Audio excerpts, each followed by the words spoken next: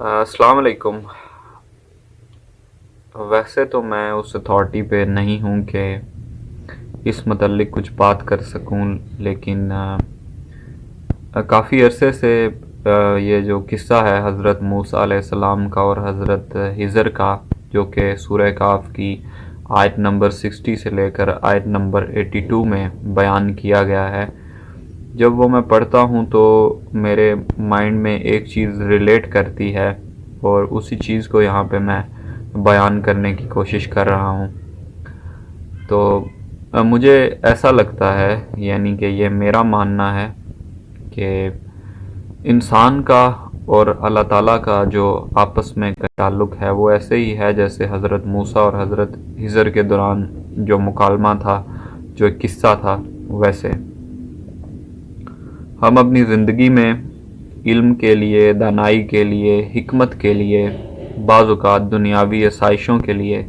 बाज़ औक़ात आखिरत की आसाइशों के लिए हम अपना जो दस्त है वो अल्लाह ताला की तरफ,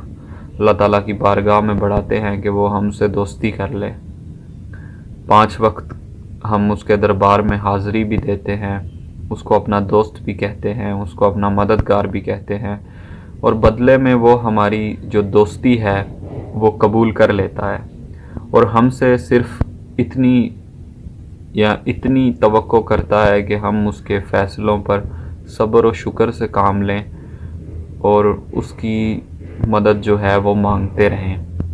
और जूं ये ज़िंदगी का सफ़र जो है वो आगे बढ़ता है,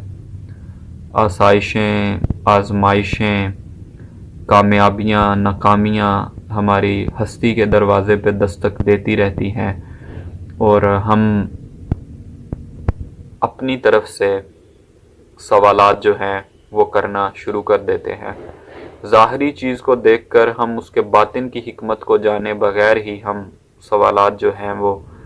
शुरू कर देते हैं कि नहीं, मेरी ज़िंदगी में ऐसा नहीं होना चाहिए था, ऐसा हुआ, ऐसा क्यों हुआ,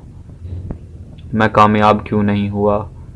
अच्छा उसके पास, उसको अल्लाह ताला ने इतना नवाजा है, मुझे क्यों नहीं इतना नवाजा। और यूं हम बार बार इस तरह के सवालात करते रहते हैं और वो बदले में हमें सिर्फ इतना कहता है कि सब्र करो, सब्र करो और मेरी ज़ात पर भरोसा करो, मैं जो कर रहा हूँ वो मैं जानता हूँ, इन कामों के पीछे क्या हिकमत है ये मुझे मालूम है, तुम इस बारे में कुछ नहीं जानते। लेकिन हालात को अपनी तरफ से सुलझा लेने के बाद, ख्वाहिशात को अपने पैरोकार ना देखकर हम सब्र की ये जो चुप है इसे बार बार तोड़ते रहते हैं और वो बार बार हमें कहता रहता है कि जो मैं जानता हूँ वो तुम नहीं जानते, तुम सब्र से काम लो। और फिर हम मूसा की तरह बार बार सवाल करते रहते हैं और सब्र का पैमाना जो है वो तोड़ते रहते हैं। और बाज़ औक़ात यूँ होता है कि जिस तरह हिज़र ने सफ़र के आखिर में हज़रत मूसा अलैहिस्सलाम को उन तीनों अमूर की वजह बताई थी कि उन्होंने ऐसा क्यों किया था, ज़िंदगी के हालात ही हमें वो पहेली सुलझा देते हैं कि अगर हमारी ज़िंदगी के किसी मुकाम पर हमें एक चीज़ नहीं मिली थी तो वो क्यों नहीं मिली थी, उसके पीछे हिकमत क्या थी। और फिर हम अल्लाह ताला का शुक्र अदा करते हैं कि मैं नाअक्ल था, मैं बातिन को नहीं जानता था, जो हुआ अच्छा हुआ। फिर हम उसका जो है वो शुक्र अदा करते हैं कि जो हुआ वो अच्छा हुआ और हम उस चीज़ से बच गए। लेकिन कुछ लोग होते हैं कि उनको इन चीज़ों का जवाब नहीं मिलता, और अगर मिलता भी है तो मर्ग बिस्तर पर ही उन सवालात का जवाब मिलता है। तो सब्र करना मुश्किल है, सब्र के रास्तों पे भी चलना मुश्किल है, और इंसान उन बातों पे सब्र कर भी नहीं सकता, जैसा कि हज़रत हिज़र ने हज़रत मूसा से कहा था कि तुम ऐसी बात पे सब्र कर भी कैसे सकते हो जिसका तुम्हें इल्म ही नहीं है। तो हमारी फितरत में है कि हम सब्र नहीं कर सकते, लेकिन हालात को समझने के लिए, ज़िंदगी के रास्तों पे चलने के लिए और इस दोस्ती के तकाज़ों को पूरा करने के लिए जो हम सब की डिमांड है, जो इस कनेक्शन की डिमांड यही है कि हालात पे, वाक़यात पे सब्र किया जाए। और मैंने अपने जहन में उस किस्से से, वैसे तो उस किस्से के बहुत से पहलू हैं اگر آپ ایک ایک واقعے کو غور سے پڑھیں، چاہے وہ کشتی کا واقعہ ہو، چاہے وہ غلام اس بچے کو قتل کرنے کا واقعہ ہو، یا پھر دیوار بنانے کا واقعہ ہو،